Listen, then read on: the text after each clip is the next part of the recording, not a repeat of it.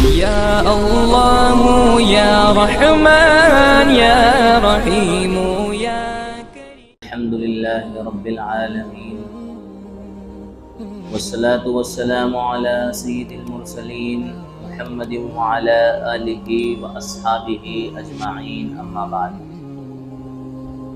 أعوذ بالله من الشيطان الرجيم بسم الله الرحمن الرحيم وَإِذِ ابْتَلَى إِبْرَاهِيمَ رَبُّهُ بِكَلِمَاتٍ فَأَتَمَّهُنَّ قَالَ إِنِّي جَاعِلُكَ لِلنَّاسِ إِمَامًا قَالَ وَمِنْ ذُرِّيَّتِي قَالَ لَا يَنَالُ عَهْدِ الظَّالِمِينَ وقال الله تعالى قد كانت لكم أسوة حسنة في إبراهيم والذين معه صدق الله العظيم.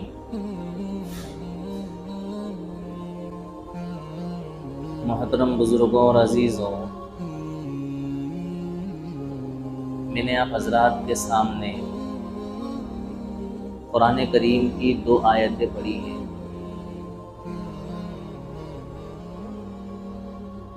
ان 2 آیتوں میں اللہ تعالیٰ نے امت محمدیہ کے لیے کیا فرمایا ہے وہ مجھے آپ کو بتانا ہے۔ اس روئے زمین پر اللہ تعالیٰ نے 1.25 لاکھ سے زیادہ انبیاء کرام مبعوث فرمائے۔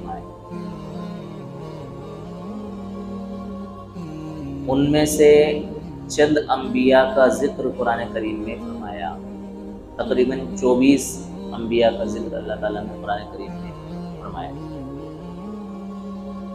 ان میں سب سے زیادہ حضرت موسیٰ علیہ السلام اور ان کے بعد قرآن کریم میں 69 مقام پر حضرت ابراہیم علیہ السلام کا ذکر فرمایا۔ ان انبیاء علیہ السلام کا قرآن کریم میں ذکر فرمانا یہ اس لیے ہے تاکہ ان واقعات اور تذکروں کے ذریعے امت محمدیہ کو رہنمائی اور ہدایت ملے، کیونکہ یہ جو قرآن کریم ہمیں اللہ تعالیٰ کی طرف سے ملا ہے، یہ قرآن کریم ساری انسانیت کے لیے، خصوصاً اہل اسلام کے لیے، قیامت تک کے لیے مشعل راہ ہے۔ یہ ایسی کتاب ہے جس کتاب کی روشنی میں انسان کو تمام مراحل سے گزرنا آسان ہو جاتا ہے، چاہے عقائد کے مسائل ہوں، ایمانیات کے مسائل ہوں، معاشرتی مسائل ہوں اور دیگر ضروریات زندگی کے مسائل ہوں،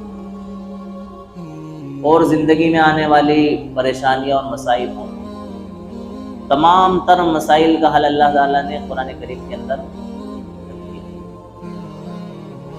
اور واقعات کے ذریعے بتلایا اللہ تعالیٰ نے کہ کس شخص کے ساتھ، کس نبی کے ساتھ، کب اور کیسے کیا واقعہ پیش آیا اور اس کے بعد ان کے ساتھ اللہ تعالیٰ کی کیسے مدد آئی۔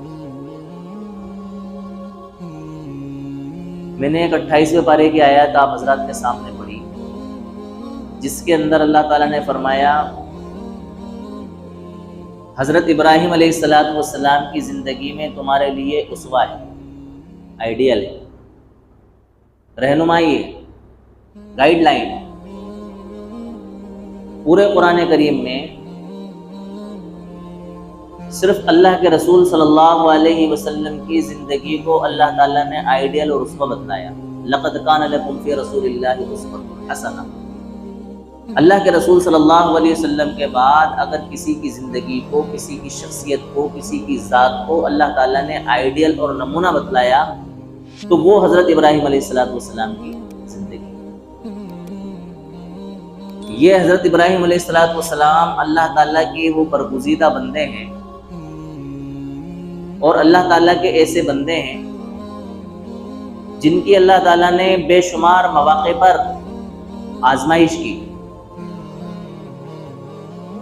آپ کو امتحانات میں ڈالا، پریشانیوں میں ڈالا، اور ان پریشانیوں سے اللہ تعالیٰ نے نکالا اور اس امت مسلمہ کے لیے ان واقعات میں تسلی کا سامان فراہم کیا۔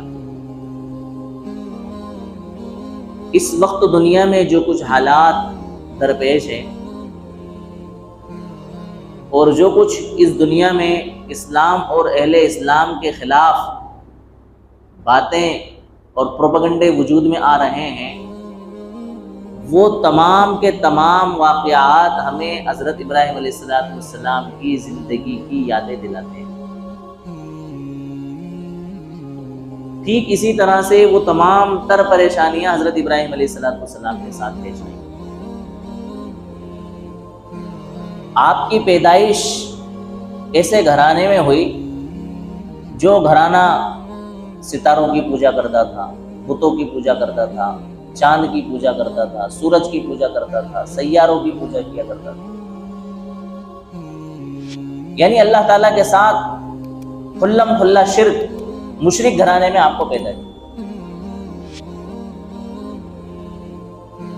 ایسے گھر میں اور ایسے ماحول میں آپ کی پیدائش اور آپ کا توحید کا اقرار کرنا اور سارے لوگوں سے بغاوت کر لینا، ان کے نظریے سے ہٹ کر کے اپنا ایک الگ نظریہ بتانا، اور جو کچھ ان کے خاندان اور معاشرے میں چلا آ رہا تھا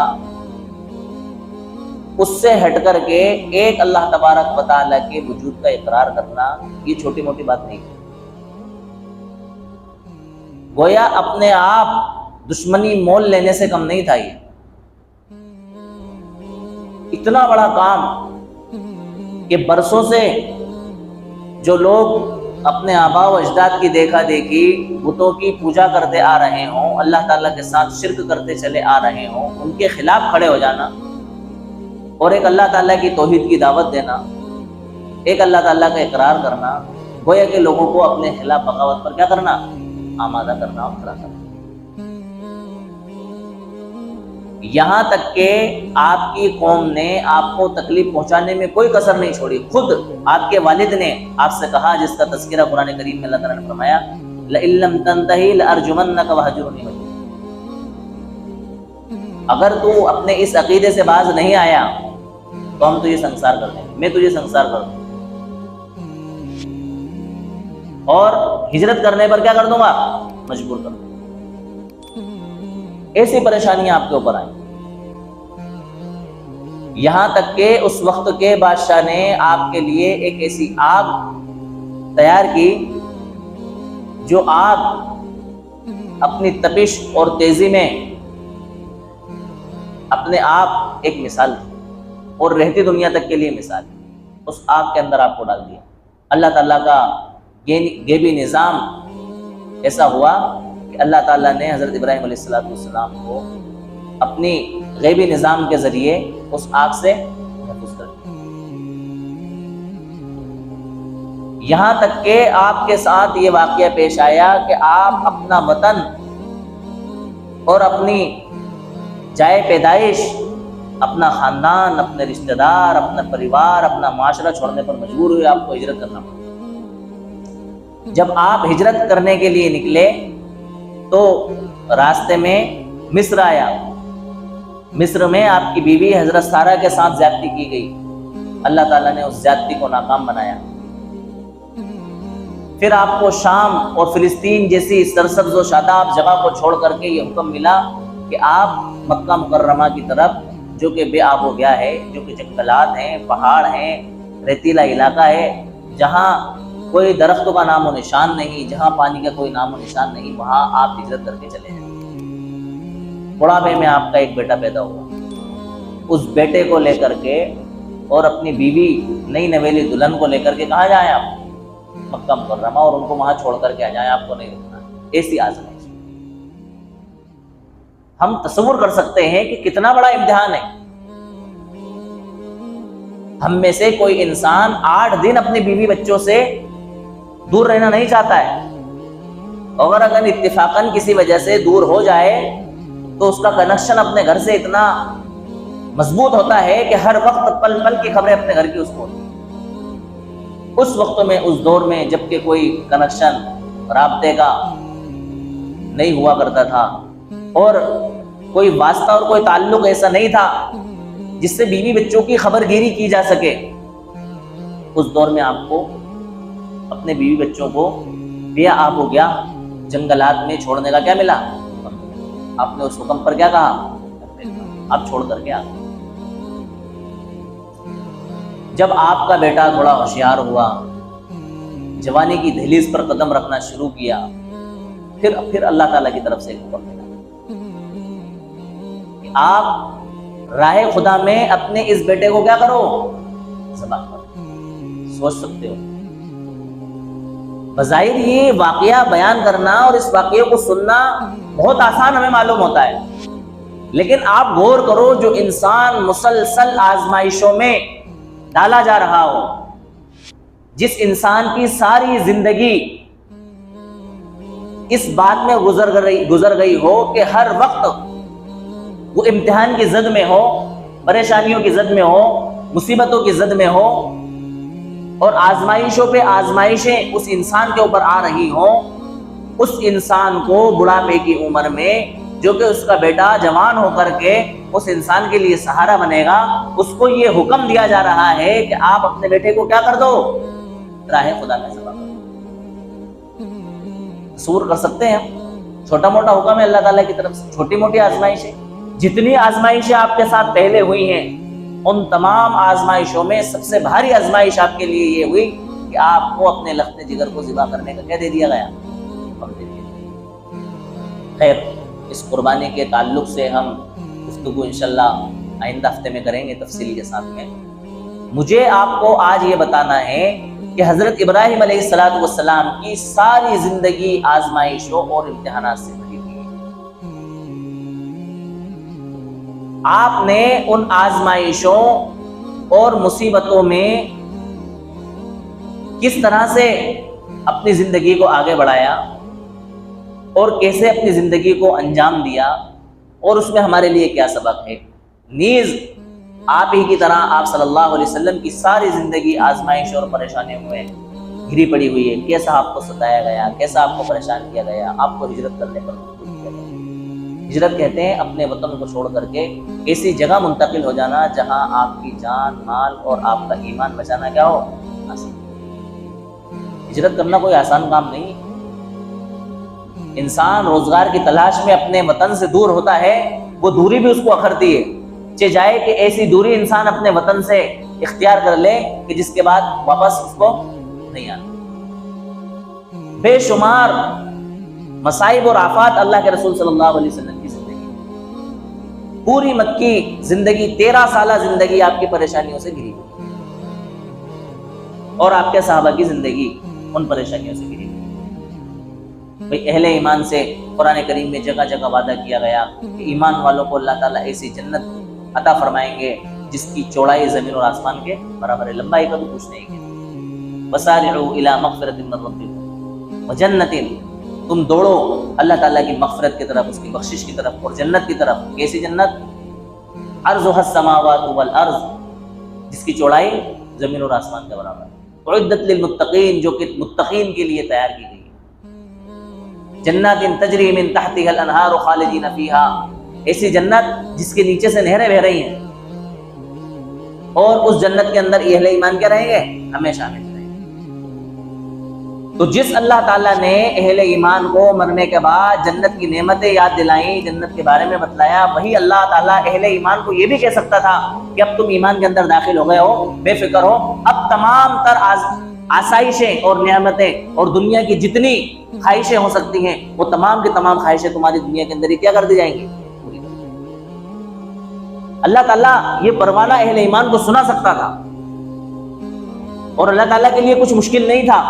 جو اللہ تعالیٰ تمام نعمتیں جنت میں دینے پر قادر ہے، وہی اللہ تعالیٰ دنیا میں بھی تمام نعمتیں دینے پر قادر ہے، اس کے بس سے کچھ نہیں ہے باہر۔ لیکن اس نے کہا نہیں، تمہاری تمام چاہتیں اور تمہاری تمام ضرورتیں اس دنیا کے اندر پوری نہیں ہوئی، کیا ہوگا؟ فرمایا اس دنیا کے اندر تمہیں تمام مقاماتوں پر آزمائشوں کا سامنا کرنا پڑے گا، تمہارے امتحانات ہوں گے، تمہیں پریشانیوں میں مبتلا کیا جائے گا، اور تمہاری جگہ جگہ پر کیا ہوں گی؟ آزمائش. فرمایا وَلَنَبْلُوَنَّكُمْ بِشَيْءٍ مِّنَ الْخَوْفِ، اور ہم تمہیں ضرور بے ضرور خوف اور ہراس کے ذریعے آزمائیں گے، تمہیں خوف میں مبتلا کیا جائے گا. آپ دیکھو آج عالم دنیا کا اور اس جہان کا کیا عالم ہے کہ جہاں جہاں اہل ایمان بستے ہیں چین کی زندگی نہیں گزار رہا ہے. فلسطین کے حالات ہمارے سامنے ہیں کہ فلسطین اپنے وطن کے اندر محفوظ نہیں ہے. فلسطین اپنے ملک کے اندر رہ کر کے خوشحالی کی زندگی گزار نہیں سکتا. ان کی زندگی جہنم بنی ہوئی ہے، ان کی زندگی اجیرن کر دی گئی ہے. ان کا کھانا پینا پہننا اوڑھنا زندگی گزارنا ان کی سانسیں مشکل بنا دی گئی. وہ زندگی اور موت کی کیا کر رہا ہے؟ ہمارے اپنے ملکوں کا حال دیکھ لیا جائے. ہمارے ملک میں اہل ایمان کا جینا مشکل کر دیا گیا ہے. خوف و ہراس کے عالم میں مبتلا ہے اہل ایمان. جان کی دھمکیاں دی جا رہی ہیں، مال کی دھمکیاں دی جا رہی ہیں، گھروں کو توڑنے کی دھمکیاں دی جا رہی ہیں. انٹیلیجنس کے دھاوے اہل ایمان کے اوپر ڈالے جا رہے ہیں. پولیس کا خوف بٹھایا جا رہا ہے، حکومت کا خوف بٹھایا جا رہا ہے، گنڈوں کے خوف بٹھائے جا رہے ہیں. مسجدوں کو شہید کرنے کی دھمکیاں دی جا رہی ہیں، مدرسوں کو نیست و نابود کرنے کی دھمکیاں دی جا رہی ہیں. ماحول ہمارے سامنے ہے. وَلَنَبْلُوَنَّكُمْ بِشَيْءٍ مِّنَ الْخَوْفِ، ہم کچھ خوف کے ذریعے تمہیں آزمائیں گے. ایسے عالم کے اندر اہل ایمان کو کیا کرنا ہے؟ ایسے خوف کے عالم میں کیا ہمیں مایوس ہو جانا ہے؟ کیا ہمیں نا امید ہو جانا ہے؟ کیا ہمیں پریشان ہو جانا ہے؟ کیا ہمیں ایمان کا سودا کر لینا ہے؟ کیا ہمیں اپنے آپ کو ان آفات اور بلیات اور مصیبتوں اور پریشانیوں سے بچانے کے لیے ان کی ہاں میں ہاں ملا دینا ہے؟ حضرت ابراہیم علیہ السلام کی ساری زندگی اور آپ صلی اللہ علیہ وسلم کی ساری زندگی ہمیں ان آزمائشوں سے نمٹنے کے لیے تسلی کا سامان فراہم کرتی ہے. آپ ابراہیم علیہ السلام کی زندگی ہمیں بتاتی ہے کہ آپ کو ایسے عالم میں صبر کا دامن نہیں چھوڑنا ہے. صبر کا مطلب ثابت قدمی، استقامت. جس نہج پر آپ ہیں اس نہج پر آپ کو کیا کہنا ہے؟ قائم رہنا ہے. یہ تو آپ کو آپ کے ساتھ ہو کر کے رہے گا. یہ تمام حالات آپ کے ساتھ آئیں گے، آپ کے ایمان کے سودے کیے جائیں گے. ہم تو اللہ کا شکر ادا کرتے ہیں اس بات پر کہ آج تک ہمارے ساتھ ایسے حالات پیش نہیں آئے. وہ دیہات کے غریب علاقے جہاں لوگوں کے پاس زندگی گزارنے کے سامان نہیں ہے وہاں لوگ پہنچ رہے ہیں، اور پہنچنے کے بعد ان کے ایمان کے سودے کر رہے ہیں چند کوڑیوں کے ذریعے. ہم آپ کو نوکری دلا دیں گے، ہم آپ کو ملازمت دلا دیں گے، ہم آپ کو کام پہ رکھ لیں گے، ہم آپ کا روزگار چلا دیں گے، ہم آپ کو اتنے بیگھہ زمین دے دیں گے، ہم آپ کے بچوں کی شادی کرا دیں گے، ہم آپ کا گھر بنا دیں گے، ہم آپ کی ضروریات زندگی پوری کر دیں گے، ہم آپ کی بیماری میں آپ کا علاج کرا دیں گے. آ جاؤ سناتن دھرم اختیار کرو، اسلام چھوڑ دو. اور چند ایک لوگ جن کے پاس اسلام کی تعلیمات نہیں ہیں، جن کے عقائد پختہ نہیں ہیں، جن کا ایمان اثر و رسوخ نہیں رکھتا ہے، ایسے لوگ ان بہکی باتوں میں آ کر کے اپنے ایمان کا کیا کر رہے ہیں؟ سودا دے کر.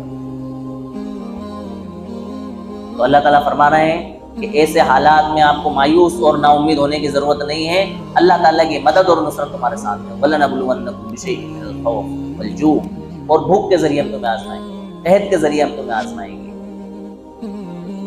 فلسطین کا حال آپ دیکھو، بچے وہاں بھوک سے مر رہے ہیں، اور ظلم کی انتہا یہ ہو چکی ہے کہ وہاں ان کے کھانے پینے کی چیزوں کو پہنچنے نہیں دیا جا رہا ہے. کھانے پینے کی چیزیں اور دوائی سامان ان کا راستے میں ہی نیست و نابود اور ختم کر دیا جا رہا ہے.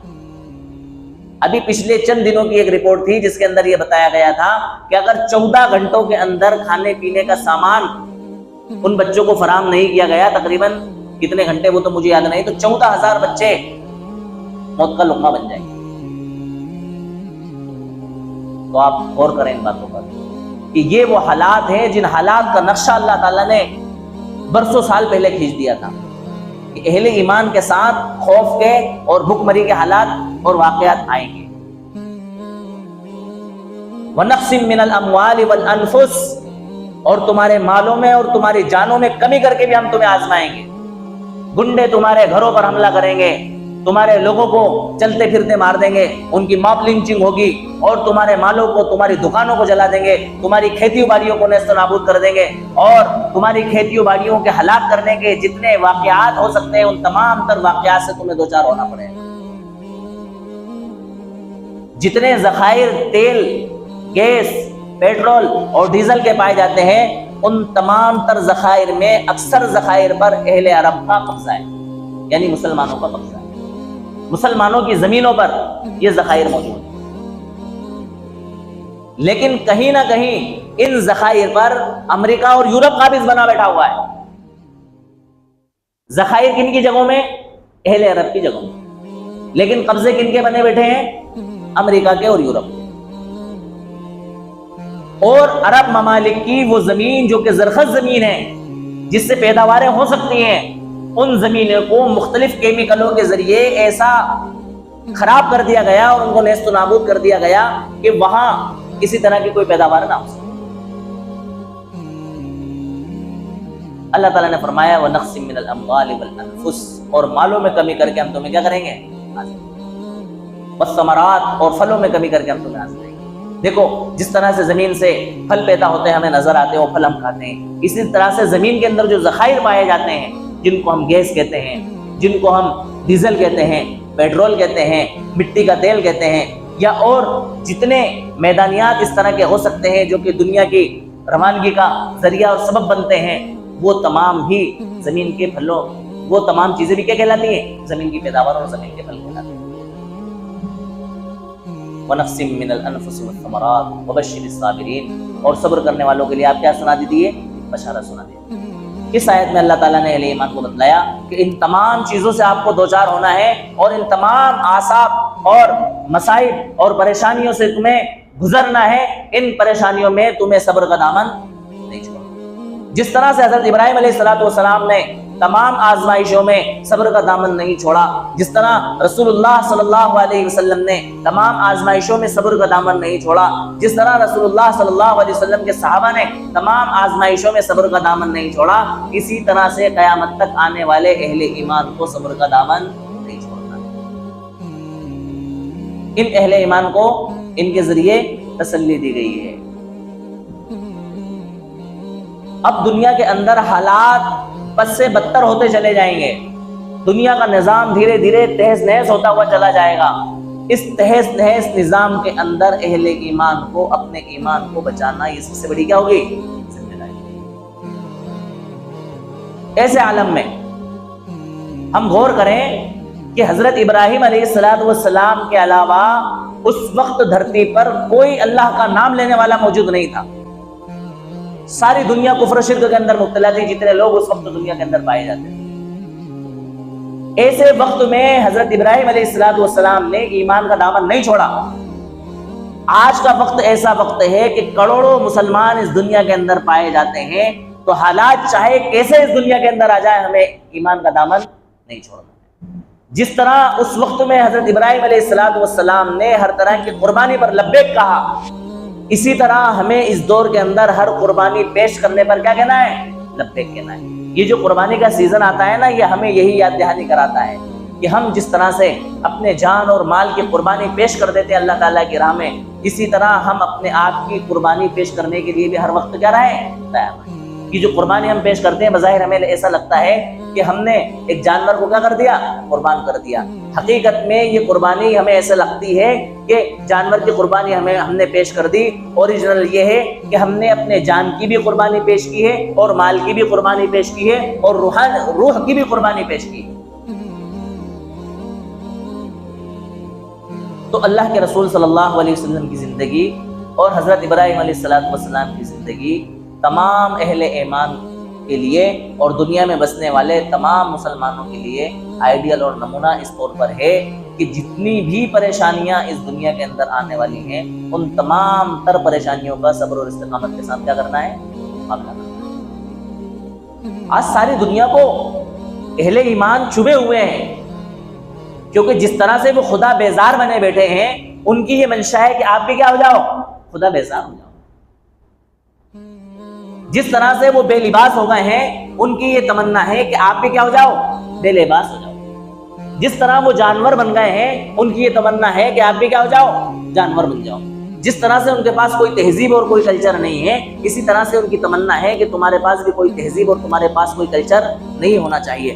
تمہارا ایک خدا کا اقرار کرنا، اللہ تعالیٰ کے سامنے سر کو جھکانا، یہ ان کو چبھ رہا ہے، ان کو برداشت نہیں ہو رہا ہے کہ بھیا ہم لوگ خدا سے آگے بڑھ گئے ہیں. ان کا یہ اعتراف ہے کہ ہم خدا کو نہیں مانتے بلکہ خدا سے بھی ہم کیا ہو گئے ہیں؟ آگے بڑھ گئے. ان کو یہ بات ہضم نہیں ہو رہی ہے کہ آج تم اس دور کے اندر خدا کی پرستش اور عبادت کیسے کر رہے ہو. انہوں نے جس طرح سے ننگے پن کو اپنی ایک تہذیب قرار دے دیا ہے، تمہارا مہذب لباس کے اندر ہونا اور تمہاری خواتین کا باپردہ ہونا اور تمہاری خواتین کا حجاب اور برقعے کے اندر ہونا، یہ ان کو کسی طرح سے راس نہیں آ رہا ہے اور ہضم نہیں ہو رہا ہے کہ اس ترقی کے اس ماڈرن دور کے اندر تم آج کن چیزوں کو فالو کر رہے ہو. اور وہ تو چھوڑو، ہمارے مذہب اسلام میں بھی کچھ ایسے بھولے بھالے لوگ پائے جاتے ہیں جن کو اسلامی عقائد اور نظریات ہضم نہیں ہوتے ہیں. جیسے آپ قربانی کو لے لیں تو بعض بددین قسم کے لوگ اور ملحد لوگ اس طرح کی باتیں کہتے ہیں کہ قربانی میں جانور قربان کرنے کی بجائے آپ یہ کام کریں کہ اتنا پیسہ کسی غریب کو دے دیں یا کوئی جانور صدقہ کر دیں تو کیا یہ قربانی نہیں ہو جائے گی؟ کیا نظریہ ہے لوگوں کا کہ آپ جانور کی قربانی نہ کریں. لاکھوں کروڑوں جانوروں کو یوں ہی فضول قربان کر دیا جاتا ہے اور چند دنوں میں ان کا گوشت کھا پی کے ختم کر دیا جاتا ہے. نتیجہ اس کا کچھ بھی نہیں نکلتا. کیا اچھا ہو کہ اس قربانی کی بجائے آپ جتنی مہنگی قربانی کرنا چاہتے ہیں اتنے پیسے کسی غریب کو دے دیں یا اتنے پیسوں کا کوئی جانور خرید کر کے کسی غریب کے حوالے کر دیں تو اس کی وجہ سے اس کی ضرورتیں کیا ہو جائیں گی؟ پوری ہو جائیں گی. یہ اہل ایمان کہہ رہے ہیں جن کی تعداد بہت تھوڑی ہے. ظاہر کتنی اچھی بات لگ رہی ہے کہ ہاں یار بات تو عقل میں آنے والی ہے. گھر میں 10 افراد ہیں اور 10 افراد کے اوپر قربانی ہے. ظاہر سی بات ہے ایک گھر کے لوگ اگر 10 قربانیاں کریں گے تو 10 قربانیوں کا گوشت تو وہ اکیلے نہیں کھا پائیں گے. یا محلے میں اور رشتہ داروں میں تقسیم کریں گے تو وہ بھی اتنا گوشت نہیں کھا پائیں گے، اس لیے کہ ہر گھر میں کیا ہوتی ہیں؟ قربانیاں ہوتی ہیں. تو اس طرح کی باتوں سے بعض بھولے بھالے اہل ایمان اس بات میں مبتلا ہو جاتے ہیں کہ یار بات صحیح ہے، قربانی کے بجائے اس موقع پر کوئی اور کام ہمیں کیا دے دینا چاہیے؟ انجام دے دینا چاہیے. میرے دوستوں ایسا نہیں. اللہ تعالیٰ نے اس دین کو ہمارے لیے 2 اور 2 4 کی طرح کیا کر دیا؟ واضح کر دیا. اس دین کے تمام تر احکامات ہمیں کھول کھول کر کے بیان کر دیے ہیں. اس طرح کی گھسی پیٹی باتوں میں ہمیں شک اور شبے کے اندر مبتلا ہونے کی ضرورت نہیں. قربانی کے تعلق سے میں نے کہا کہ اگلے ہفتے انشاءاللہ میں ڈیٹیل میں گفتگو کروں گا، اس کے احکام، اس کے مسائل. یہ بات چل رہی تھی حضرت ابراہیم علیہ السلام کی قربانیوں کے تعلق سے اور حضرت ابراہیم علیہ السلام کے اوپر جو حالات اور آزمائش اور جو پریشانیاں آئیں ان کے تعلق سے، اور ان پریشانیوں سے اس دور میں جو اہل ایمان کے اوپر حالات اور پریشانیاں اور مصیبتیں آ رہی ہیں اس تعلق سے کہ ہم مسلمانوں کو ان حالات کے اندر کس طرح کا کام کرنا چاہیے اور کیا رویہ ہمیں اختیار کرنا چاہیے. اس لیے میں نے وہ قربانی کی تمام تر چیزیں، قربانی کے فضائل، اس کے احکامات، اس کے مسائل، ان چیزوں کو نہیں چھوڑا، اس لیے کہ اپنے پاس ایک جمعے کا وقت اور باقی ہے. اس جمعے کے اندر وہ تمام باتیں ہم کیا کر لیں گے. تو آج کی تقریر کا خلاصہ یہ ہے کہ حضرت ابراہیم علیہ السلام اور آپ صلی اللہ علیہ وسلم کی ساری زندگی قربانیوں سے بھری پڑی ہوئی ہے، آزمائشوں سے بھری پڑی ہوئی ہے، تکلیفوں اور پریشانیوں سے بھری پڑی ہوئی ہے. ان تکلیفوں اور پریشانیوں کو دیکھتے ہوئے آج جو حالات اور مصیبت اہل ایمان کے اوپر آ رہے ہیں، اتنے بڑے حالات اور پریشانیاں مسلمانوں پر نہیں ہیں. اور اگر وہ حالات اور پریشانیاں آ بھی رہی ہیں تو ہمیں ایسے ہی صبر کرنا ہے جس طرح سے ان ہستیوں نے اس وقت کے اندر کیا کیا؟ صبر کیا. پھر اللہ تعالیٰ کی مدد اور نصرتیں ان کے ساتھ میں آئیں. کیا فرمایا اللہ تعالیٰ نے؟ وَإِذِ ابْتَلَىٰ إِبْرَاهِيمَ رَبُّهُ بِكَلِمَاتٍ فَأَتَمَّهُنَّ.